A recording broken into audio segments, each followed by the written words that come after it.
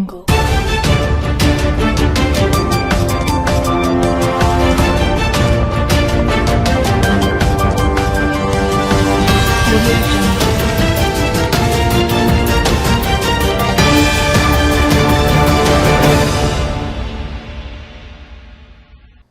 News కి స్వాగతం. ముందుగా ముఖ్యాంశాలు. అసెంబ్లీ ముట్టడిస్తామని తెలంగాణ ఉద్యమకారుల ఫోరం హెచ్చరిక. కాంగ్రెస్ పార్టీ మేనిఫెస్టోలో హామీలు అమలు చేయాలని డిమాండ్.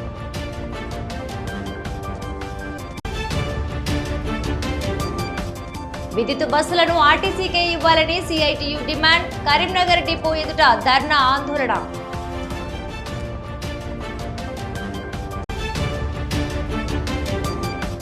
బెజ్జంకి లక్ష్మీ నరసింహస్వామి బ్రహ్మోత్సవాలకు సన్నద్ధం. ఏర్పాట్లపై సమన్వయ సమావేశం. ఏర్పాట్లపై వివిధ శాఖల అధికారులతో సమన్వయ కమిటీ సమావేశం. అన్నదాతలు, విద్యార్థులు వివిధ కుల సంఘాలకు ఇచ్చిన హామీలను అమలు చేయడంలో రాష్ట్ర ప్రభుత్వం నిర్లక్ష్య వైఖరిని విడనాడాలని ఓసీ రైతు ప్రజా సంఘాల సమాఖ్య జాతీయ అధ్యక్షుడు పోలాడి రామారావు, ప్రధాన కార్యదర్శి సంది తిరుపతి రెడ్డి డిమాండ్ చేశారు. ఇక బషీర్బాగ్ లో నిర్వహించిన సమావేశంలో వారు మాట్లాడుతూ రాష్ట్రంలో 2 లక్షల రూపాయల రుణమాఫీ పూర్తిగా అమలు కాలేదని, వ్యవసాయ రంగానికి తగిన నిధులు కేటాయించలేదని విమర్శించారు. కౌలు రైతులకు ఇచ్చిన హామీలు నెరవేర్చలేదని, పంటలకు ప్రకటించిన బోనస్ ను కూడా పూర్తిగా ఇవ్వటం లేదని అన్నారు. రైతు భరోసా నిధులు సమయానికి విడుదల చేయకపోవటం వల్ల రైతులు ఇబ్బందులు పడుతున్నారని తెలిపారు. ఇక విద్యార్థుల ఫీజు రియంబర్స్మెంట్ కూడా ఆలస్యం అవుతోందని విమర్శించారు. ఓసీ, రెడ్డి కార్పొరేషన్లు ప్రకటించినప్పటికీ వాటికి నిధులు కేటాయించకపోవటం, పాలక మండళ్లు ఏర్పాటు చేయకపోవటం ద్వారా ప్రభుత్వం మోసం చేసిందని ఆరోపించారు. ఈ నేపథ్యంలో ఏప్రిల్ 28న కరీంనగర్ లో లక్షలాది మంది పాల్గొనేలా రాష్ట్ర స్థాయి రైతుల మహాగర్జన సమరబేరి సభ నిర్వహించనున్నట్లు తెలిపారు.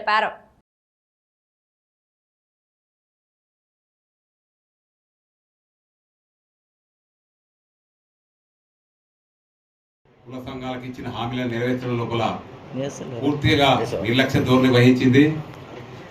2 లక్షల రుణమాఫీకి చేస్తామని చెప్పిన ప్రభుత్వం కేవలం 30% మాత్రమే పూర్తి చేసి మిగతా 70% రుణమాఫీకి నిధుల ఊసే ఎత్తినది. ఈ బడ్జెట్ లోపల రైతు భరోసా నిధులు కూడా అరకొరగా విడుదల చేసి ఎకరం అని ఎత్తుర్రు. అంతకుముందు 2 సార్లు కొట్టిర్రు. ఇప్పుడు కూడా ఇది కంటిన్యూగా వేసుకుంటూ ఎప్పుడు పూర్తి చేస్తారో తెలియదు. ఇది కూడా ఇప్పుడు పంట కోతలకు వచ్చిన సమయం లోపల వేస్తున్నారు. ఇది దారుణం. పంటలకు సాగు సమయంలోనే ఈ రైతు భరోసా నిధులు విడుదల చెప్పి మేము డిమాండ్ చేస్తున్నాం. అన్ని రకాల పంటల ఉత్పత్తులకు 500 రూపాయల బోనస్ ఇస్తామని చెప్పిన ప్రభుత్వం కేవలం సన్న రకాలకు మాత్రమే 500 బోనస్ ఇస్తామని చెప్పి ఈ బడ్జెట్ లోపల నిధులు విధించింది. అది కూడా అరకొరగా అడపదడప మాత్రమే ఆ సన్న రకాలకు. ఎప్పుడు వడ్లు అమ్మిన తర్వాత 6 నెలలకో 4 నెలలకో ఈ రకంగా ఎత్తున్నారు. మేము అనేది అంటే ఇచ్చిన హామీ మేరకు ఖచ్చితంగా అన్ని పంటలకు దొడ్డు రకం, సన్న రకం కాకుండా మిగతా అన్ని పంటలకు కూడా క్వింటాల్కి 500 రూపాయల బోనస్తోని ఖచ్చితంగా పంటల ధాన్యం అమ్ముకునే సమయం లోపలనే ఖచ్చితంగా చెల్లించాలని చెప్పి మేము డిమాండ్ చేస్తున్నాం. రైతు ఇచ్చిన ప్రభుత్వాలు మన్నగడలో ఉండవు కాబట్టి 2 సంవత్సరాలు ప్రభుత్వంలోకి వచ్చిన తర్వాత బడ్జెట్లో సరే ఇబ్బందికరంగా ఉండొచ్చు. ఈ 3వ బడ్జెట్లో అంటే ఖచ్చితంగా వ్యవసాయానికి రైతులకు అనుకూలంగా ఉంటుంది అనుకున్నాం. కానీ ఈ బడ్జెట్లో కూడా మొండి చేయి చూపే విధంగా ఉంది. 2 లక్షల రుణమాఫీని పూర్తి స్థాయిలో చేయకపోతే గ్రామీణ ప్రాంతాల్లో ఉన్న రైతుల నుంచి వ్యతిరేకత రావడం అనేది తప్పదు. సో అదేవిధంగా మద్దతు ధర కాకుండా పండించిన పంటకు గిట్టుబాటు ధర ఉండే విధంగా చర్యలు చేపట్టాలి. దాంతోపాటు మీరు ఇస్తానన్న బోనస్ ప్రతి పంటకు 500 రూపాయలు అనేది తప్పకుండా చెల్లించాలి. దాంతోపాటు అంటే ఇప్పటి వరకు 59 సంవత్సరాల వరకు ఉన్న టర్మ్ 2 వాట్లు ప్రభుత్వం ఎగబెట్టింది. సంక్రాంతి నుండి సంక్రాంతి పండుగ తెల్లారేస్తాయంటే ఫోన్ తలాపు పట్టుకొని ఎప్పుడు మెసేజ్ అవుతుందో చూసి మున్సిపల్ ఎలక్షన్లు వచ్చినాయి. ఎలక్షన్ తెల్లారే రైతు భరోసా ఇస్తామన్నారు. అప్పుడు కూడా రాలే. ఇప్పుడు ఏమేసినా 1 ఎకరానికి 6,000 ఎన్ని ఉన్నా 1 ఎకరానికి ఇచ్చింది ప్రభుత్వం. అంటే అసలు వ్యవసాయం చేసే రైతే లేడు. రైతు వ్యవసాయం చేస్తలేడు. రైతు పిల్లలు కూడా వ్యవసాయం చేస్తలేరు. ఒకవేళ వ్యవసాయం చేస్తే పిల్లలు ఇస్తలేరు. అలాంటి పరిస్థితుల్లో రైతుకి ఎంత చేసినా ఈ ప్రభుత్వాలు తక్కువే. మా పిల్లలు కూడా వ్యవసాయం చేయాలంటే ముందుకు వస్తలేదు. అవతల 10,000 ఇచ్చిన మంచిది షాపుల్లో ఎక్కడో ఉంటాం కానీ వ్యవసాయం చేయమంటారు, కూలీలు దొరుకుతలేదు. ఈ పరిస్థితుల్లో ప్రభుత్వం ఖచ్చితంగా రైతును ఆదుకోవాలి, రైతుకు అండగా నిలబడాలి. దేశానికి అన్నం పెడుతున్న రైతు యొక్క గుండె బాధను ఈ రాష్ట్ర ప్రభుత్వానికి వినిపించడానికి వచ్చే నెల 20 తారీఖు నాడు కరీంనగర్లో రైతు బహిరంగ సభ సమరభేరిని మేము నిర్వహించబోతున్నాం. ఈ సభలో రాష్ట్ర ప్రభుత్వం నుండి ప్రతి రైతు బిడ్డ ఈ సభలో పాల్గొనాలి. మరి ప్రతి ఒక్కరూ ఈ సభను విజయవంతం చేయడానికి అందరం కృషి చేద్దాం. ఎందుకంటే ఇలా రైతు నష్టపోతా ఉన్నాడు, వ్యవసాయం చేసి అప్పుల పాలవుతుండ్రు.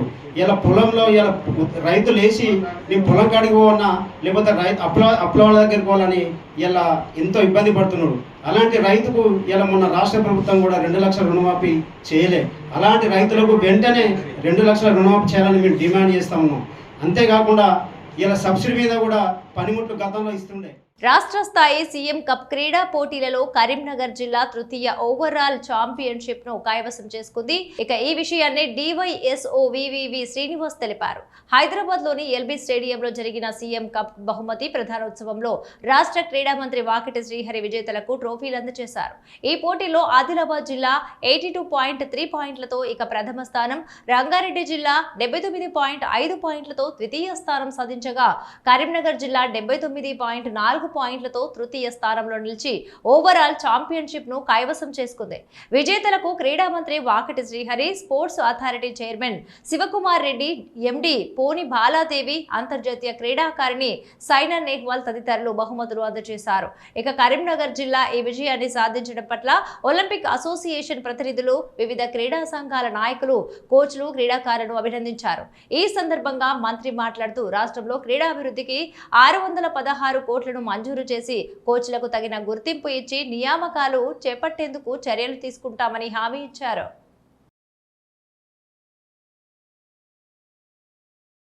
జిల్లాలో ఆయిల్ ఫామ్ పంట విస్తరణకు తగిన చర్యలు తీసుకోవాలని జిల్లా కలెక్టర్ కోయ శ్రీ హర్ష అన్నారు.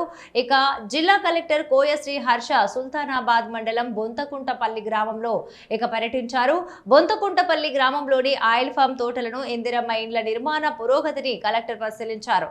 ఈ సందర్భంగా జిల్లా కలెక్టర్ కోయ శ్రీ హర్ష బొంతకుంటపల్లి గ్రామంలో 30 ఎకరాలలో సాగు అవుతున్న ఆయిల్ ఫామ్ 4 ఎకరాల్లో కోకో పంటలను పరిశీలించి క్రాప్ ఎప్పటి వరకు వస్తుందో ఆరా తీశారు.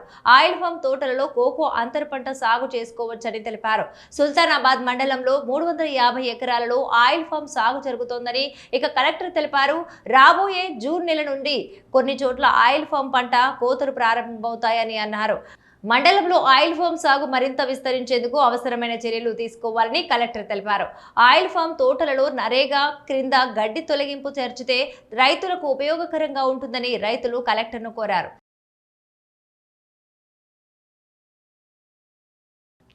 రాష్ట్ర ప్రభుత్వానికి నిరుద్యోగ యువతపై చిత్తశుద్ధి ఉంటే అసెంబ్లీలో 2 లక్షల ఉద్యోగాలు భర్తీకై చర్చించే ఉద్యోగాల భర్తీకై అసెంబ్లీలో సీఎం ప్రకటించాలని డివైఎఫ్ఐ రాష్ట్ర ఉపాధ్యక్షుడు తిరుపతి ప్రభుత్వాన్ని డిమాండ్ చేశారు. అసెంబ్లీలో అధికార పక్షం, ప్రతిపక్షం ఒకరిపై ఒకరు ఆరోపణ చేసుకుంటూ సమయాన్ని వృధా చేయకుండా నాడు తెలంగాణ వస్తే మా ఉద్యోగాలు మాకే వస్తాయని 1236 మంది నిరుద్యోగ యువత ఆత్మ బలిదానాలు చేసుకొని సాధిస్తే నేడు పాలకులు ఉద్యోగాల గురించి చర్చించకుండా వారి వ్యక్తిగత సమస్యలపై చర్చించుకునే సమయాన్ని వృధా చేయకుండా తక్షణమే 2 లక్షల ఉద్యోగాల భర్తీకై నోటిఫికేషన్ విడుదలకై సీఎం ప్రకటించాలని ఆయన డిమాండ్ చేశారు.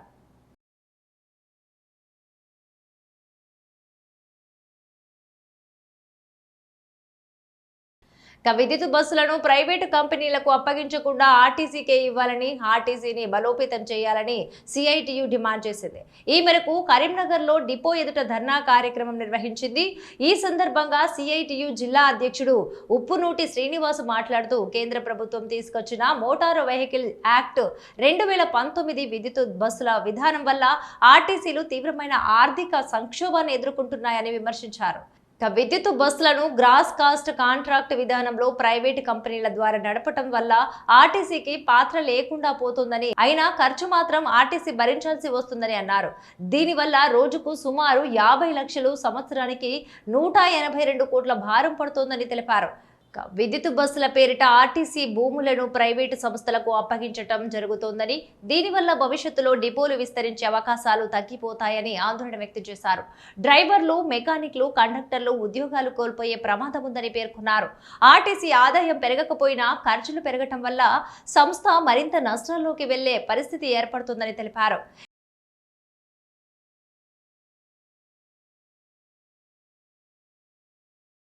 ఆర్టీసీని పరిరక్షించాలని, ఆర్టీసీని ప్రైవేటీకరణ చేయొద్దని ఈరోజు కరీంనగర్ జిల్లా కేంద్రంలో ఉన్నటువంటి బస్సు సెకండ్ డిపో ముందు నిరసన కార్యక్రమం చేయడం జరిగింది.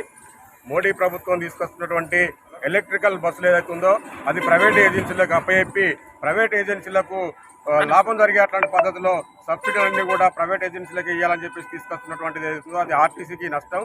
ఆర్టీసీ ఇదే పద్ధతి ఇట్లా కొనసాగిస్తే ఆర్టీసీ ఆస్తులన్నీ కూడా ఈరోజు ప్రైవేట్ యజమానులకు వెళ్ళిపోతూ ఉంటాయి. కాబట్టి ఇప్పటికైనా ఉద్యోగ భద్రత కల్పించాలని, ఆర్టీసీని రక్షించాలని చెప్పేసి ఈ సిఐటి డిమాండ్ చేస్తాను. ఒకవేళ ఈ సమస్యలు పరిష్కరించకపోతే రానున్న రోజులలో అన్ని కార్మిక సంఘాల ఆధ్వర్యంలో పెద్ద ఎత్తున పోరాటాలు నిర్వహిస్తామని తెలియజేస్తాం. సిద్దిపేట జిల్లా బెజ్జంకి మండల కేంద్రంలో బుధవారం ప్రత్యేక సాంద్ర పునర్విమర్శ కార్యక్రమంపై బిఎల్ఓలకు విస్తృత శిక్షణ నిర్వహించారు. ఎన్నికల సంఘం ఆధ్వర్యంలో నిర్వహించే ఈ కార్యక్రమం ద్వారా ఓటర్ల జాబితాలను శుద్ధి చేసి నవీకరించడం ప్రధాన లక్ష్యంగా ఉందని అధికారులు తెలిపారు. మాస్టర్ ట్రైనీలు ఐలేని రాజనీష్, పొల్లూరి ప్రభాకర్ శిక్షణ అందిస్తూ కొత్త ఓటర్లను చేర్చడం, మరణించిన లేదా ఇతర ప్రాంతాలకు వెళ్లిన వారి పేర్ల తొలగింపు, అలాగే జాబితాలోని పొరపాట్ల సవరణ వంటి అంశాలను వివరించారు. ఇక ప్రజాస్వామ్యంలో ఓటు హక్కు అత్యంత ముఖ్యమని, ప్రతి అర్హుడైన పౌరుడి పేరు ఓటర్ల జాబితాలో ఉండేలా చూడటం అవసరమని పేర్కొన్నారు. ఇక ఈ పునర్విమర్శ ద్వారా సమగ్రంగా, పారదర్శకంగా ఓటర్ల జాబితా సిద్ధమవుతుందని తెలిపారు. ఈ ప్రక్రియలో బూత్ లెవెల్ ఆఫీసర్లు కీలక పాత్ర పోషిస్తారని, వారు బాధ్యతతో విధులు నిర్వహించాలని సూచించారు. ఇక ఈ సందర్భంగా మండల తహసీల్దార్ కళ్యాణపు శ్రీకాంత్ మాట్లాడుతూ ప్రతి ఒక్కరూ సరైన సమాచారం అందించి ఈ కార్యక్రమానికి సహకరించాలని కోరారు. డిప్యూటీ తహసీల్దార్ ఆసియా రఫత్, ఇక సీనియర్ అసిస్టెంట్ సుజాత, గిర్దవారు సుహాసిని, బిఎల్ఓలు పాల్గొన్నారు. ప్రజలు తమ ఓటు హక్కును వినియోగించుకోవటమే కాకుండా పునర్విమర్శలో చురుకుగా పాల్గొనాలని అధికారులు విజ్ఞప్తి చేశారు.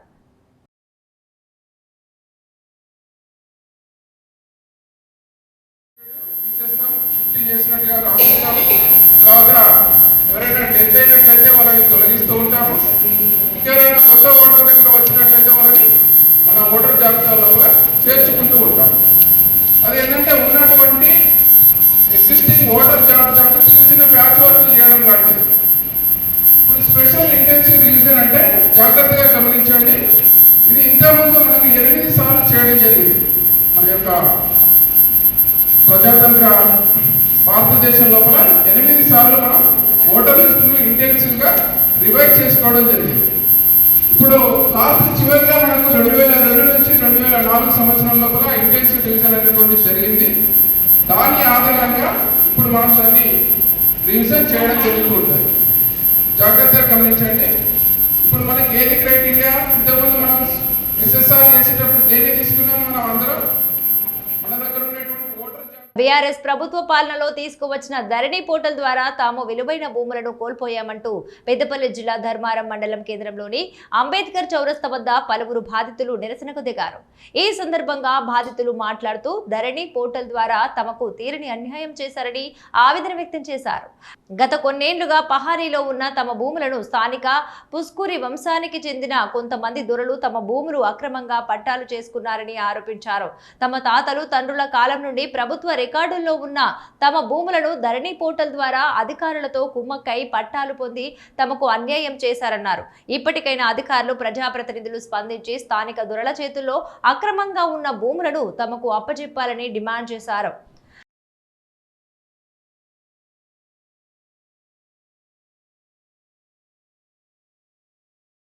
333/2 సర్వే నెంబర్ గల భూమి గురించి సార్.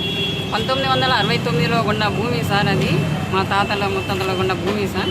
అది ఇప్పుడు కబ్జా ధరణి పోర్టల్ వచ్చిన తర్వాత ధరణిలో పట్ట వేసుకొని పుస్కూరి పవన్ కుమార్ రావు అనే వ్యక్తి మా భూమిని అంతా ఆగం చేసి మొత్తం పర్మిషన్ లేకుండా అన్నీ అవి తీసుకొని అంతా ఆగం చేస్తుండే. అద్దు బాపని దండం పెట్టి కాళ్ళ వినబడినాం. అదంతా చూపెట్టినాం. పేపర్స్ అన్ని రికార్డు పానీలు ఉన్నాయి, సాదా బైనామా ఉంది, ప్రతి ఒక్కటి ఉన్నది. 2018లో కేసేసి ఇదంతా అధికారులను ముట్టడి చేసి ఇదంతా ప్రయత్నించింది సార్. మా భూమి యథావిడిగా రావాలని, ఆన్లైన్లో రావాలని కోరుకుంటున్నాం. ఎంత భూమి మాది మాకు అది కావాలి, న్యాయం జరగాలని కోరుకుంటున్నాం. పుష్కూరి పవన్ కుమార్ రావు గారు ఇదంతా తగిన చర్యలు తీసుకోవాలని కోరుకుంటున్నాం సార్. అంతా నాదే అంటుండు, మీది ఏం లేదు. 55 ఏళ్ళ రికార్డు సార్ మాది. 55 ఏళ్ళ రికార్డును పట్టుకొని ఇదంతా మీకు ఏం లేదు, 35 lakhs అట్లా ఉంటుంది సార్. భూమి దగ్గర ధరణి కోటలో చేంజ్ చేసి ఇదంతా అది చేసిండు సార్. కబ్జా కాలం పుష్కూరి రామారావు అనే వ్యక్తి మా ధరణి పోర్టల్ వచ్చినాక ధరణిలో రిజిస్ట్రేషన్ చేసుకున్నాడు. గణేష్ నగర్ అనే నగరం ఒక వాడ మొత్తం 8 ఎకరాల 14 గుంటల బిట్టు మొత్తం రిజిస్ట్రేషన్ చేసుకొని మాకు 233 గల సర్వే నెంబర్లో మాది అదే ల్యాండ్, అదే సర్వే నెంబర్లో మా ల్యాండ్ ఉంది. ఇప్పుడు పట్ట చేసుకొని మా భూమి నాది, పట్టాదారు నేను అని చెప్పి మమ్మల్ని గత 5 సంవత్సరాల నుంచి బెదిరిస్తాను. మేము ఆయన ఏకంగా ఒక 10 లక్షలు అప్పు చేసుకొని 5 సంవత్సరాల నుంచి తిరుగుతున్నాం. తిరిగినా కూడా మా భూమి మాకు అస్సలేదు, అప్పులు ఇంటి మీద పడతారు. మా పరిస్థితి ఏంది, మా భూమి మాకు 8 గుంటల ల్యాండ్, 8 గుంటల ల్యాండ్లో మొన్న మాట్లాడిన వాళ్ళు దొరా దండం పెడితే కాలు ముక్తానే వాళ్ళ ఇంటికి రాజీ పడడానికని పోతే కాలు మొక్కిన దండం పెట్టిన ఇంటిల్లి బాధ అని కాళ్ళ మీద పడ్డా కానీ 4 గుంటలే ఇస్తా నీకు. అన్ని పేపర్లు చూసినాం. 30 సంవత్సరాల నుంచి మీకు పొజిషన్లో ఉన్నాం.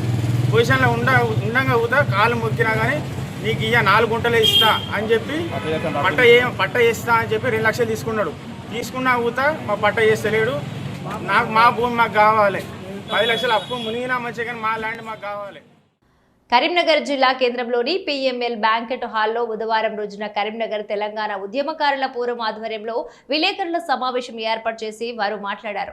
తెలంగాణ ఉద్యమకారుల ఫోరం రాష్ట్ర అధ్యక్షులు ఓరుగంటి ఆనంద్ రాష్ట్ర కమిటీ తీర్మానం మేరకు ఈ నెల 30వ తేదీన అసెంబ్లీ ముట్టడికి తీర్మానం చేయడం జరిగిందన్నారు.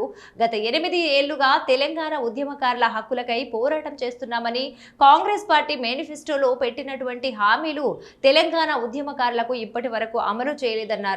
ఇక కమిటీ వేస్తానని చెప్పి 3 ఏళ్లు గడిచినా ఇప్పటి వరకు దీనిపై ప్రభుత్వం నుండి ఎలాంటి స్పందన లేదు. కాబట్టి రాష్ట్ర ఉద్యమకారులు స్వచ్ఛందంగా అసెంబ్లీ ముట్టడికి పిలుపునివ్వడం జరిగిందన్నారు. ఇక తెలంగాణ రాష్ట్రంలో ఉన్నటువంటి ఉద్యమకారులు పార్టీలకు అతీతంగా, సంఘాలకు అతీతంగా ఇక ఈ యొక్క కార్యక్రమాన్ని విజయవంతం చేయాల్సిందిగా కోరారు. ఈ కార్యక్రమం ఉద్యమకారుల ఫోరం కరీంనగర్ జిల్లా చైర్మన్ కనకం కుమారస్వామితో పాటు ఉపాధ్యక్షులు రెడ్డవీని తిరుపతి, కరీంనగర్ టౌన్ అధ్యక్షులు గాలి రమేష్, బూర్ల అంజలి, మేకల మాధవి, ఉమారాణి, సిరిశెట్టి, భాగ్యలక్ష్మి, సత్యవతి, దేవేంద్ర, ఉద్యమకారుల ఫోరం సభ్యులు తదితరులు పాల్గొన్నారు.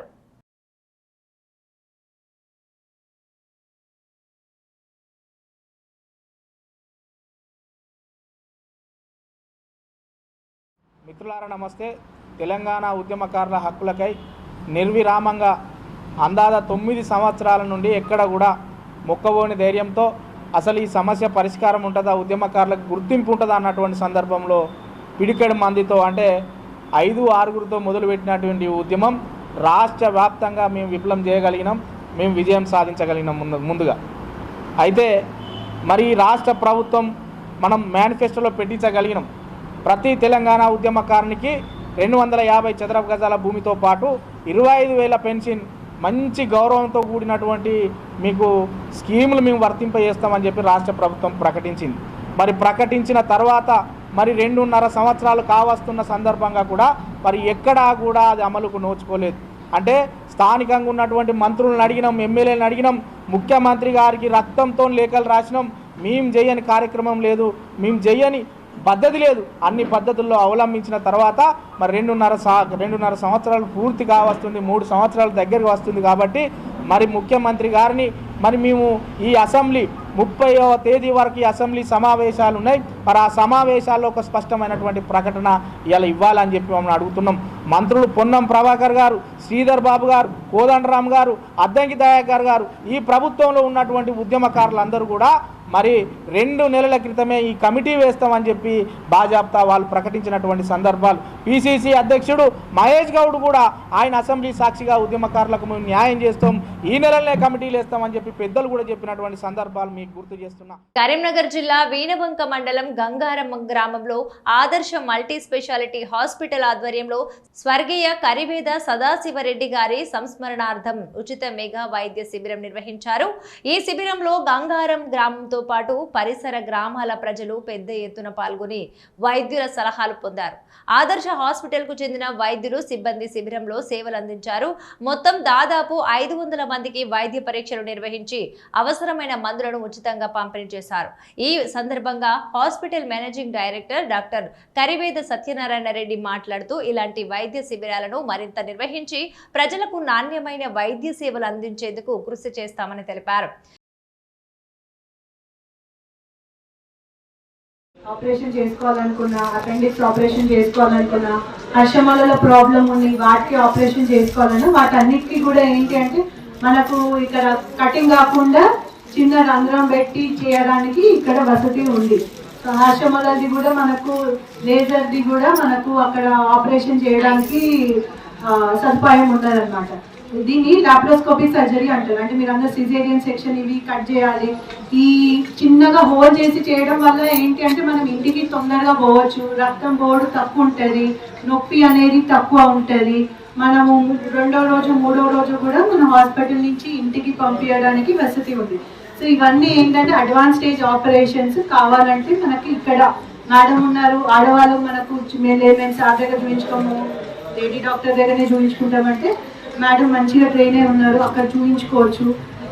మగవాళ్ళకు కూడా మనకు వేరే సార్ ఉన్నారు చూసుకోవడానికి. సో ఎవరికి అవసరం ఉన్నా హాస్పిటల్కి వచ్చి చూపించుకుంటే బాగుంటుంది. గ్రామాల్లోని ఆధ్యాత్మిక సంపదను కాపాడుకోవాల్సిన బాధ్యత అందరిపై ఉందని కరీంనగర్ రూరల్ మండలం చేకుర్తి గ్రామ సర్పంచ్ భాషవేణి సరోజన మల్లేశం యాదవ్ అన్నారు. బుధవారం గ్రామంలోని పురాతన రామాలయం వద్ద సర్పంచ్ నేతృత్వంలో గ్రామ మహిళలు గ్రామస్తులు కలిసి భారీ ఎత్తున శ్రమదానం నిర్వహించారు. శిథిలావస్థలో ఆలయం ఉందని సర్పంచ్ ఆవేదన వ్యక్తం చేశారు. గ్రామంలో ఎంతో చరిత్ర కలిగిన పురాతన రామాలయం ప్రస్తుతం శిథిలావస్థకు చేరుకోవటం, ఆలయ పరిసరాలు ముళ్ల పొదలతో నిండి ఉండటం పట్ల సర్పంచ్ సరోజన మల్లేశం యాదవ్ ఆవేదన వ్యక్తం చేశారు. రానున్న శ్రీరామనవమి పర్వదినాన్ని పురస్కరించుకుని స్వామివారి కళ్యాణానికి ముందే ఆలయ రూపురేఖలు మార్చాలనే ఉద్దేశంతో ఈ స్వచ్ఛంద కార్యక్రమాన్ని చేపట్టినట్లు ఆమె తెలిపారు. ముళ్ల పొదల తొలగింపు, ఆలయ ప్రాంగణంలో పేరుకుపోయిన చెత్తా చెదారాన్ని, పిచ్చి మొక్కలను సర్పంచ్ స్వయంగా మహిళా కూలీలతో కలిసి తొలగించారు. ఉపాధి హామీ మహిళలు స్వచ్ఛందంగా ముందుకు వచ్చి ఆలయ శుద్ధి కార్యక్రమంలో పాల్గొనడం విశేషం. ఆలయ పరిసరాలను శుభ్రం చేసి భక్తులకు అసౌకర్యం కలగకుండా అన్ని ఏర్పాట్లు సిద్ధం చేసినట్లు సర్పంచ్ వెల్లడించారు. ఈ సందర్భంగా సర్పంచ్ మాట్లాడుతూ గ్రామ సర్పంచ్గా నా వంతు బాధ్యతగా ఆలయ పునరుద్ధరణకు శ్రీకారం చుట్టానని, గ్రామ ప్రజల సహకారంతో పురాతన రామాలయానికి పూర్వ వైభవం తీసుకువస్తామని పేర్కొన్నారు. ఈ కార్యక్రమంలో గ్రామ నాయకులు, మహిళలు మరియు యువత పెద్ద సంఖ్యలో పాల్గొన్నారు. ముఖ్యాంశాలు మరొకసారి చూద్దాం. అసెంబ్లీ ముట్టడిస్తామని తెలంగాణ ఉద్యమకారుల ఫోరం హెచ్చరిక. కాంగ్రెస్ పార్టీ మేనిఫెస్టోలో హామీలు అమలు చేయాలని డిమాండ్.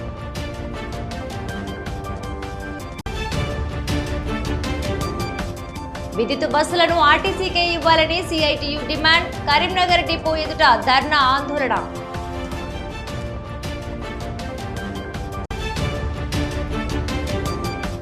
బెజ్జంకి లక్ష్మీ నరసింహస్వామి బ్రహ్మోత్సవాలకు సన్నద్ధం. ఏర్పాట్లపై సమన్వయ సమావేశం.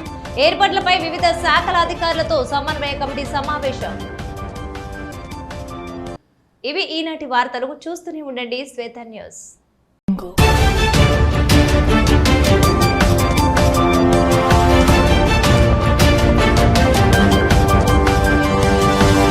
We'll